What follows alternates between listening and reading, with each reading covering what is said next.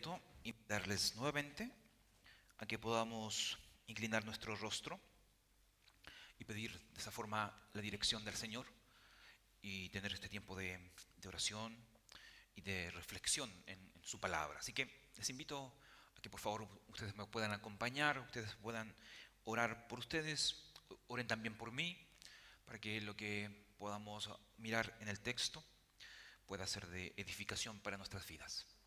Señor, gracias te damos porque tenemos la bendición de adorarte, de estar aquí en tu casa el día de hoy. Gracias porque tú eres bueno, Señor, y tú nos otorgas en esta hora la oportunidad de escuchar tu.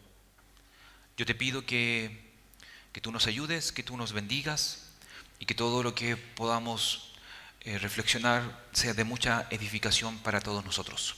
Gracias te damos, Señor, por tu buena voluntad. En el nombre de Jesús oramos. Amén. Amén.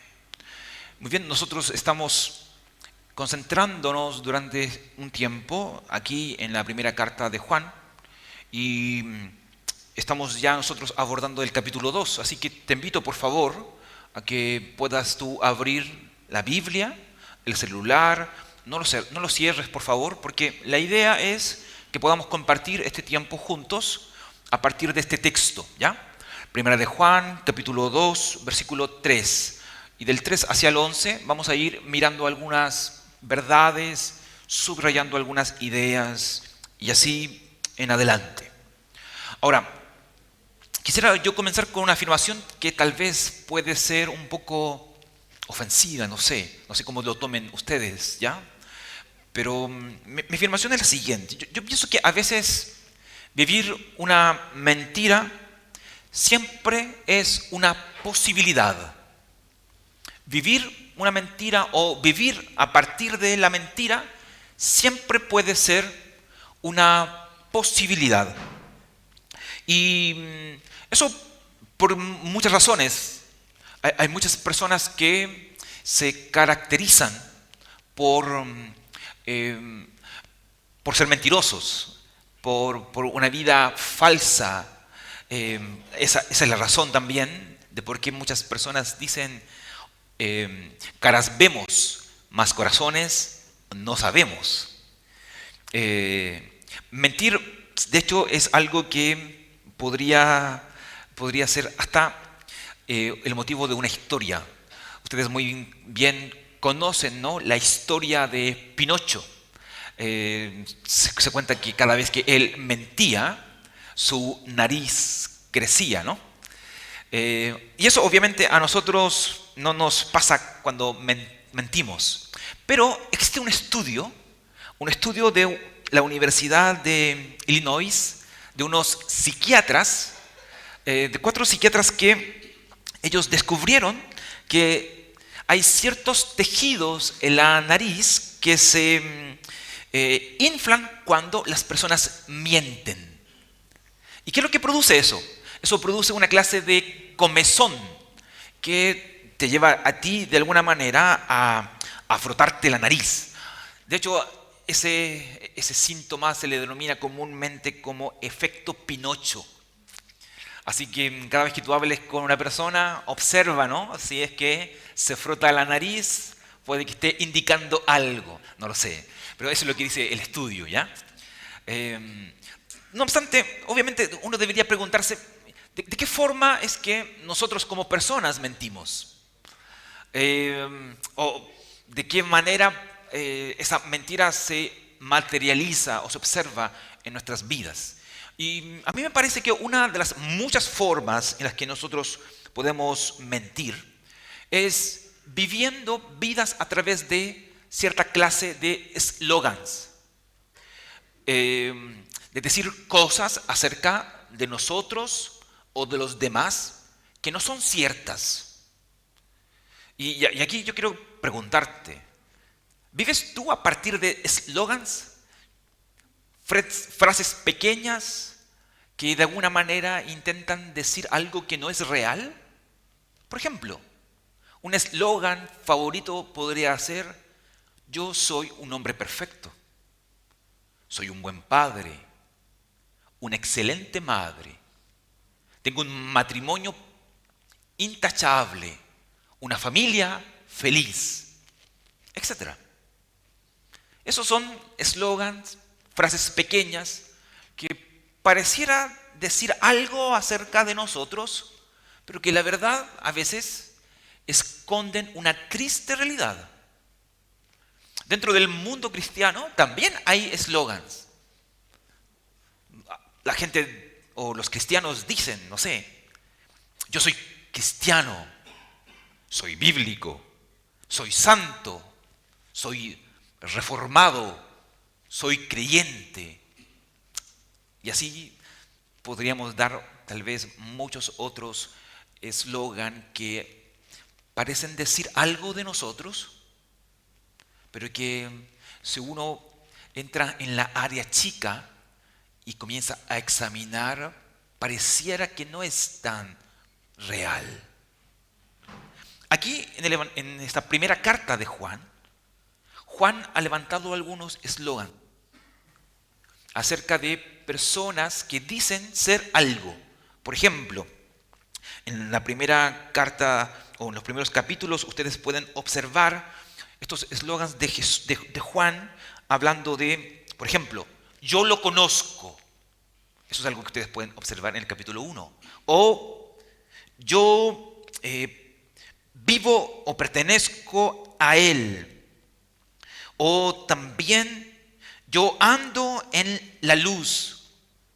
Y así ustedes pueden observar cómo Juan, en su carta, está diciendo que hay personas que afirman que conocen a Dios, que andan en la luz, que tienen comunión con Él.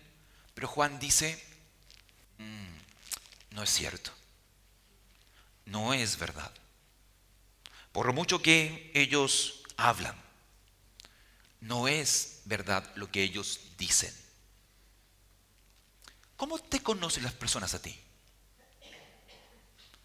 ¿Cómo las personas saben algo de ti?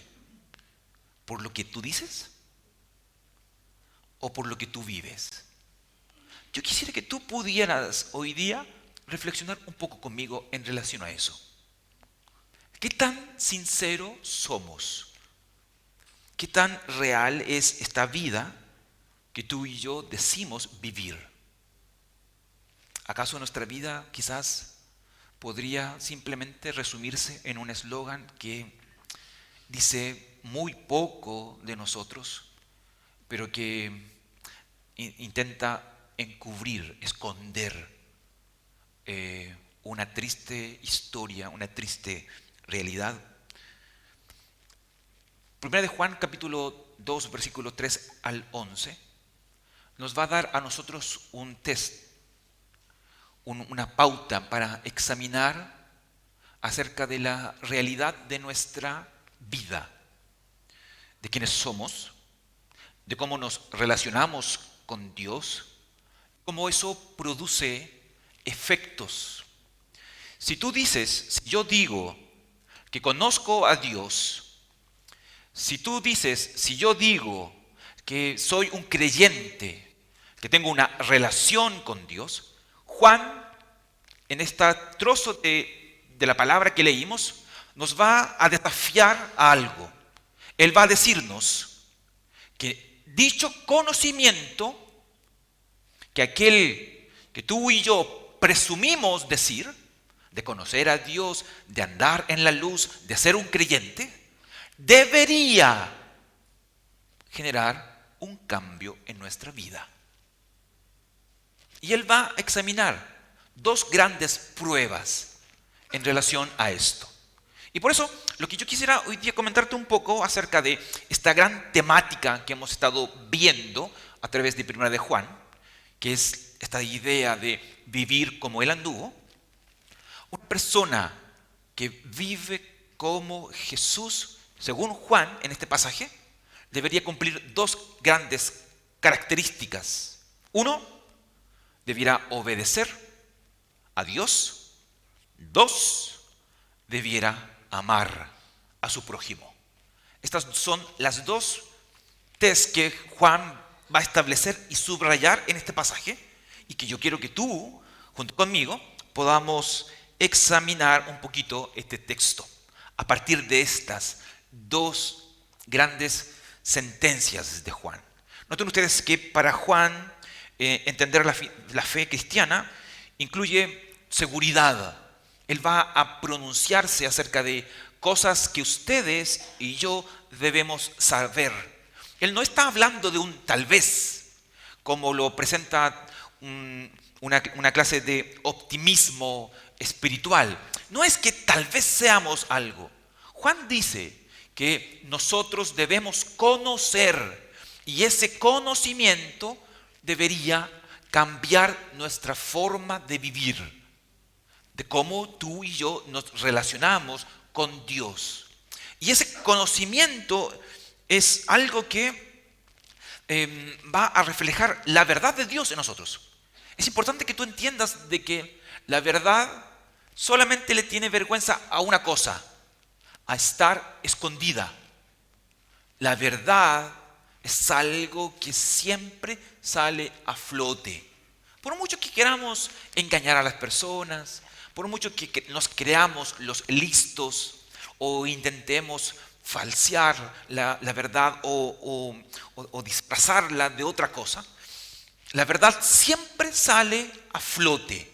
Y la vida cristiana debería subrayarse, marcarse, caracterizarse por una vida genuina.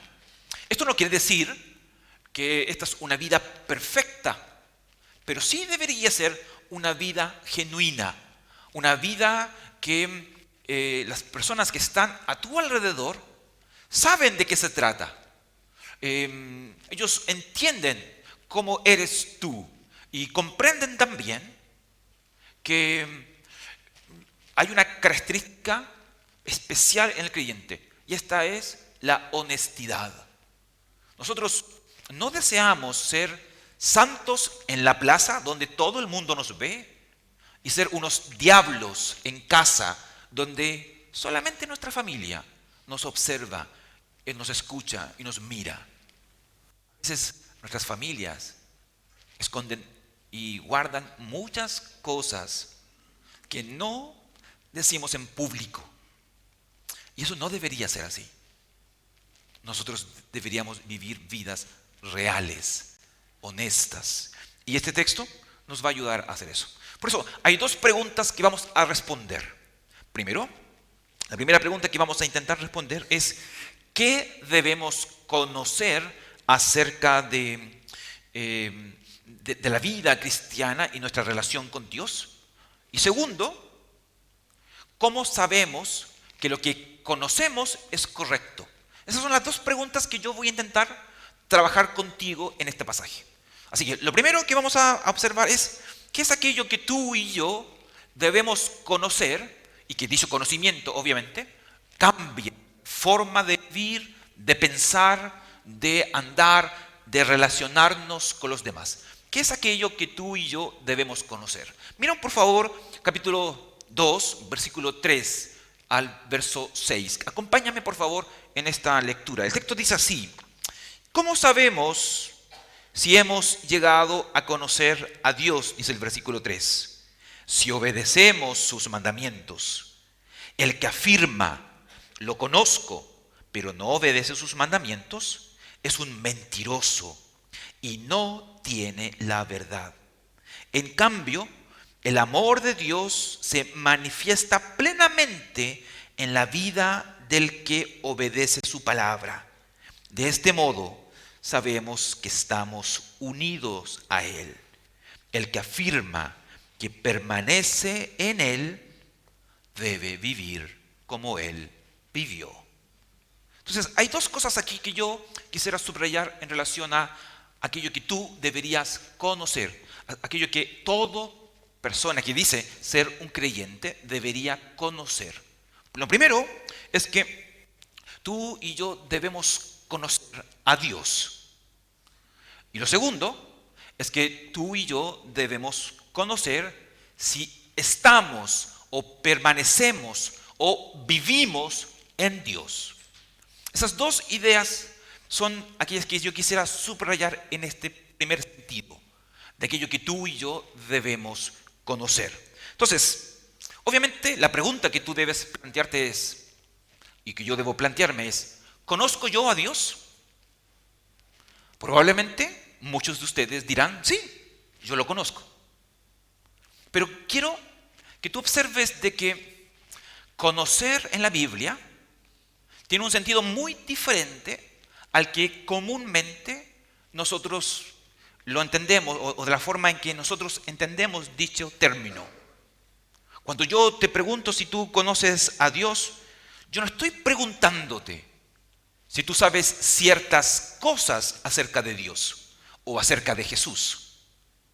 No estoy preguntándote si tú sabes acerca de su nacimiento, de dónde nació, o de su niñez, a qué edad él fue al templo, o quizás de su oficio como carpintero, o tal vez acerca de sus milagros. Tampoco estoy preguntándote si tú has leído tal vez los evangelios que hablan mucho acerca de Jesús, su vida y su obra. Todos nosotros sabemos muchas cosas acerca de Dios. Y eso no solamente porque hemos quizás leído la Biblia, tal vez es porque hemos visto alguna serie, en Semana Santa hemos visto alguna película que nos relata toda la vida de Jesús.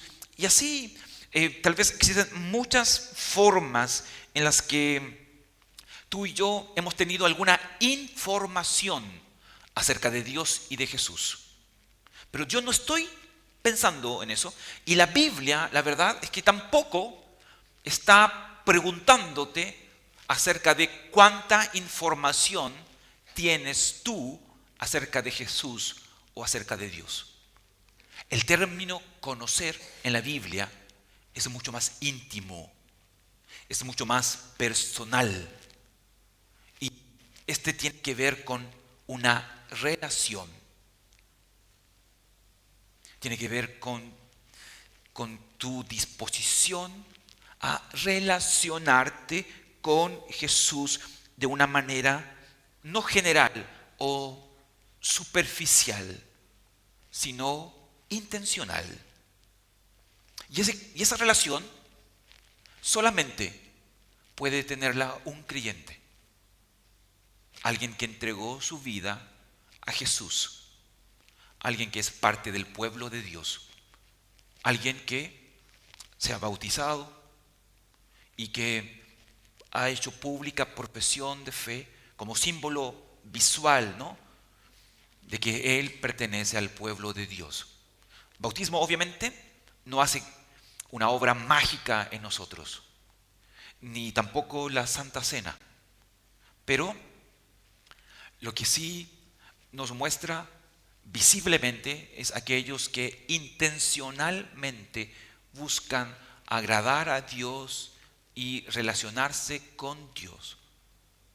Entonces, lo primero que yo quiero que tú te preguntes es, ¿cuánto tú conoces a Dios? ¿Cómo tú te relacionas con Él? ¿Hay intimidad? ¿Hay cercanía? Esto es más que simplemente información. ¿Conoces tú a Dios? Pero también hay una segunda cosa que yo quisiera que tú pudieras preguntarte acerca de si tú vives, permaneces en Él. ¿Permaneces en Cristo? Este término permanecer en la Biblia es muy interesante, ¿saben? Este término de permanecer en la Biblia aparece 118 veces en el Nuevo Testamento. ¿Nota tú? 118 veces en el Nuevo Testamento. En el Evangelio de Juan ocurre 41 veces. En el Evangelio de Juan. En esta carta primera de Juan ocurre 22 veces. Y en la tercera carta de Juan ocurre 3 veces más. Entonces, permanecer en Cristo no es un término que uno debería pasar de largo. Es algo que se enfatiza mucho en la Biblia. Mucho. Y nos habla mucho de nuestra relación con Jesús. No solamente de esta relación, tal vez en un sentido de conocimiento, de intelecto, sino de vivir la vida de Jesús, de ser transformado, de estar unido a Él. Permanecer es como lo que ustedes pueden observar en Juan capítulo 15. Juan capítulo 15 se usa una metáfora allí, una analogía para hablarnos de la vid y los pámpanos. Y la Biblia dice que todo creyente es un pámpano unido a Jesús. Y que sin Jesús no puede hacer nada. Que sin Jesús no hay verdadero alimento, no hay frutos, no hay cambio, no hay un carácter nuevo, progresivo. No soy cristiano. Muchas personas piensan hoy que pueden ir al cielo, ser buenas personas sin Jesús.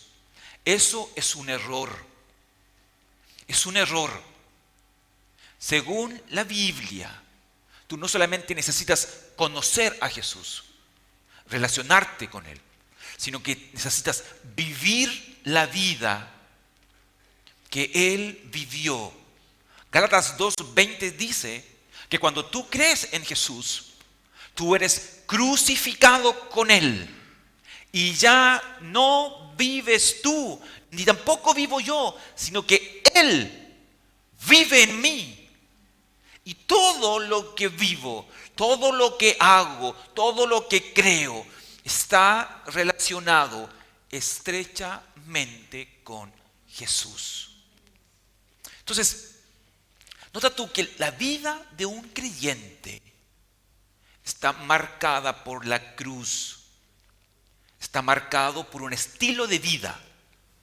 Y este estilo de vida no es el que observamos en la televisión o en series, o no tiene que ver con personas famosas. Está relacionado con la persona de Jesús. Y tú y yo, lo primero que tenemos que hacer es examinarnos. Si conocemos realmente a Jesús, si vivimos realmente en Él. Juan nos ha dicho varias cosas acerca de nuestra relación con Jesús. Por ejemplo, en el capítulo 1, versículo 3 de esta carta, él dice que los creyentes tienen comunión con Jesús, comunión con Dios. En el capítulo 1, versículo 7, Juan dice de que el creyente anda en la luz como Dios está en luz. Ahora aquí, en el capítulo 2, versículo 3, él dice que tú y yo podemos conocerle. Y ahí, en el capítulo 2, versículo 6, dice que tú y yo podemos estar en Él. Todos estos conceptos, comunión, andar, vivir en la luz, permanecer en Él, no son conceptos que nos hablan de ideas distintas. No. El texto nos dice de que la vida cristiana, tu vida, mi vida, esa vida que yo digo vivir, está marcada por un andar diferente, por un estilo de vida diferente. Una vida marcada por la vida de Jesús. Y yo quiero, por favor, pedirte a que tú examines tu vida como padre, como madre, como esposo, como esposa. Cómo esa vida que tú tienes, que yo tengo, se caracteriza, se relaciona con esa vida que es Jesús. Nuestra vida tiene solamente un estilo de vida a seguir: Jesús. No vengas a decirme que tú vives como tu pastor o como tu presbítero. No es esa tu meta. No tampoco, no digas que tu vida es como la vida de tu padre, que tú fuiste criado así y que no vas a cambiar. No, esa no es la forma de vida que tú debes tener. La forma de vida a la cual tú debes moldearte es la de Jesús. Y para eso, primero que todo, tú tienes que examinarte. ¿Cuánto conoces de Él? ¿Cuánto vives en Él? ¿Cómo vives esa vida que es Él? Bien, esa es la primera idea que quería subrayar. Vamos a la segunda idea, que es la segunda pregunta, y que con esta segunda pregunta yo iría comenzando a concluir. Versículos 7 al 11. Yo te invito a que puedas tú nuevamente abrir tu Biblia y esta vez vas a leer conmigo, sí, porque no quiero que te quedes dormido, ¿ya?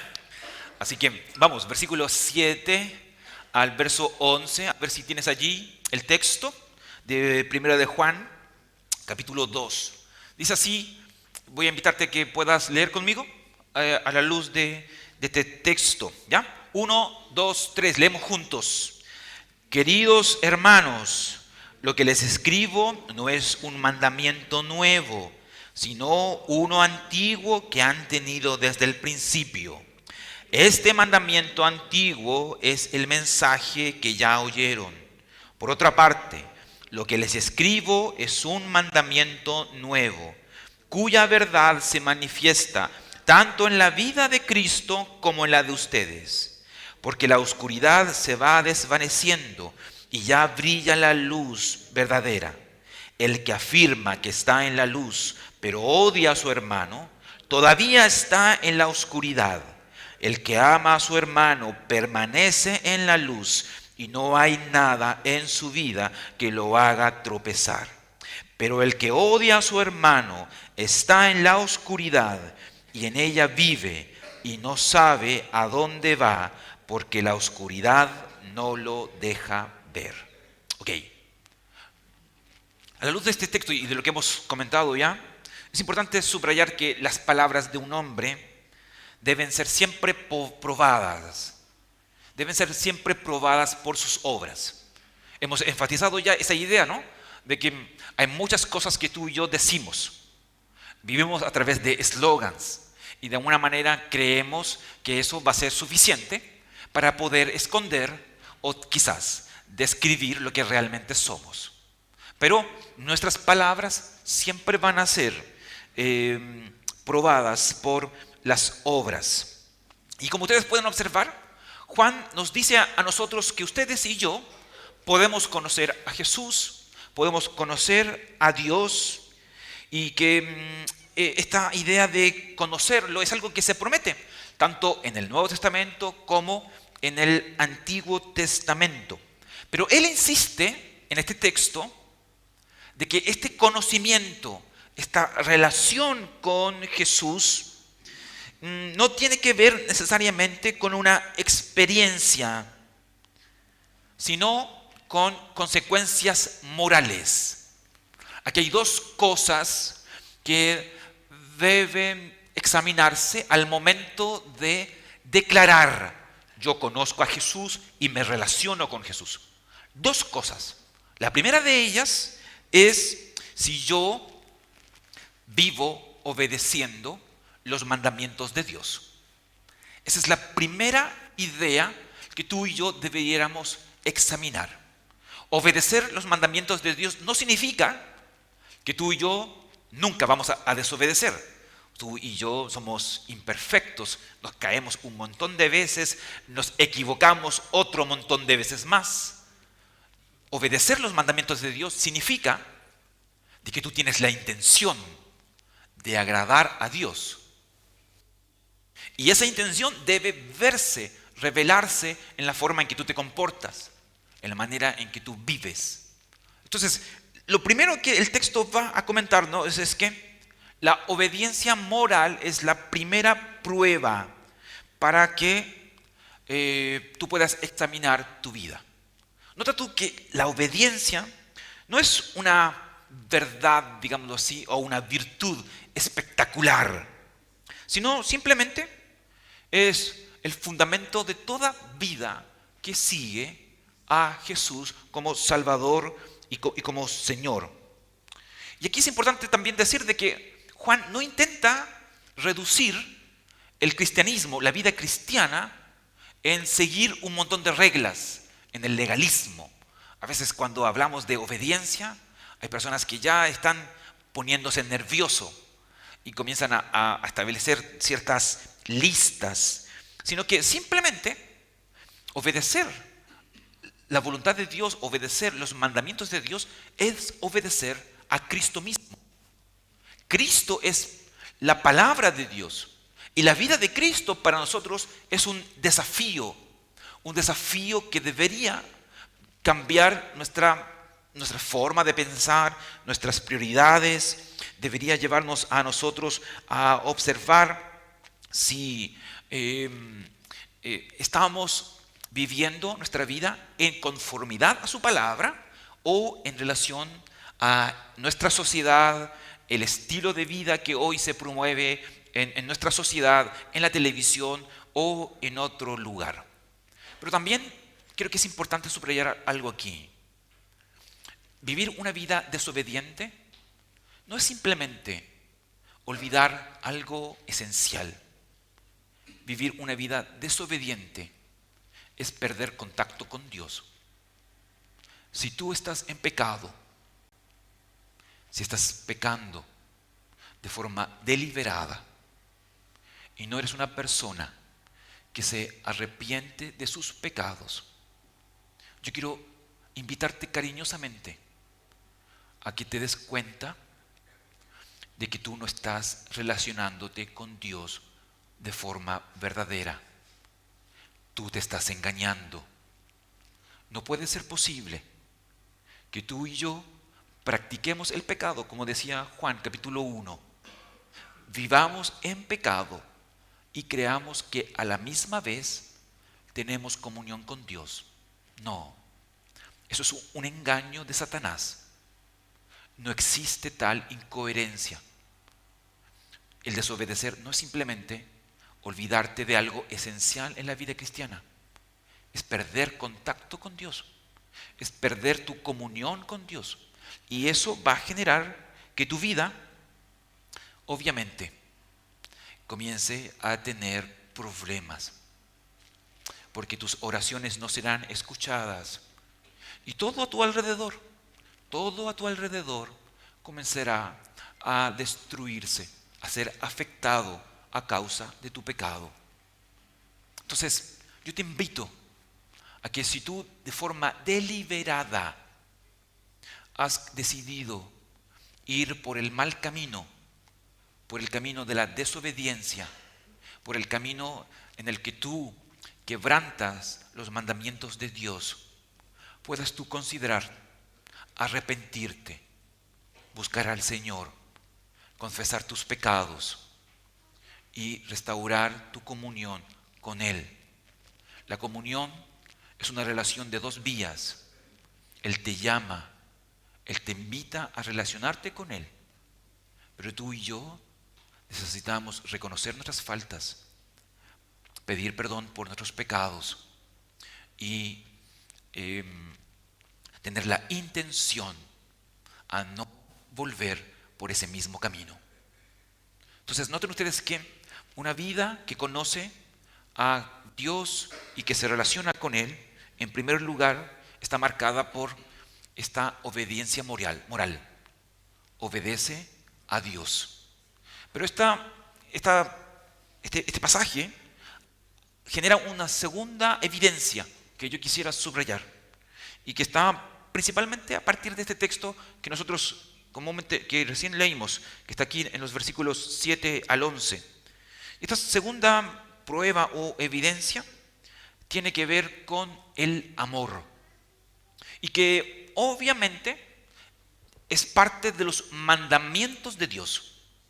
Amar no es algo natural en nosotros.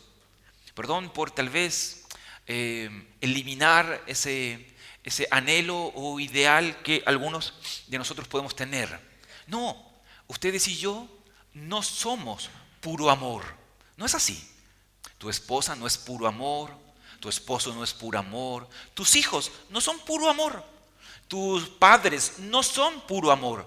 No, el amor de nosotros en ocasiones se acaba, se va agotando y va generando dramas, problemas familiares con el padre, con la madre, con la esposa, con el esposo, con los hijos.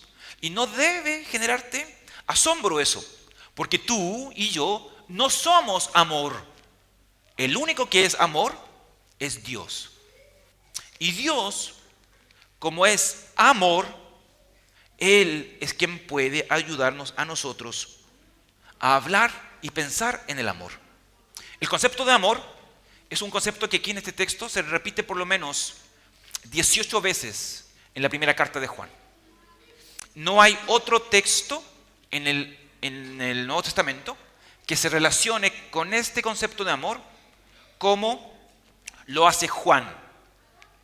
El amor al cual aquí el texto nos invita no es un amor que, reitero, es natural. Es un amor que significa amar como Jesús. Por eso el texto dice que cuando tú amas y yo amo, no es que debemos pensar, reitero, en las películas románticas o en los libros de romance que hemos observado en alguna vez en nuestra vida. El amor que nosotros debemos examinar es este amor de Cristo, sacrificial, y que los no creyentes están imposibilitados de poder llevar a cabo. ¿Por qué? Porque según Juan, aquellos que no viven en la luz, viven en las tinieblas. Están en otro estado, viven dominados por otros principios, por otros deseos. Y no solamente viven en otro lugar, sino que además de eso Juan dice de que las personas que no conocen a Jesús están ciegos. Ellos no solamente están rodeados de tinieblas, sino que además de eso, ellos no pueden ver y son tropiezo para sí mismo y para los demás. No es el amor lo que los caracteriza, es el odio.